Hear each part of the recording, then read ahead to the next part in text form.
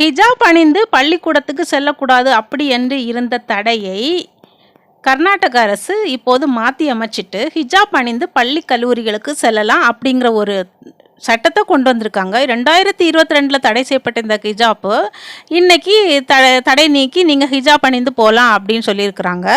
So எல்லாரும் பர்தா போட்டுட்டு போகலாம். கிறிஸ்டியன்ஸ் எல்லாரும் குருசு சிலுவை போட்டுட்டு போகலாம். ஹிந்துஸ் எல்லாம் அவங்களுக்கு காவி உடை போட்டுட்டு போகலாம்.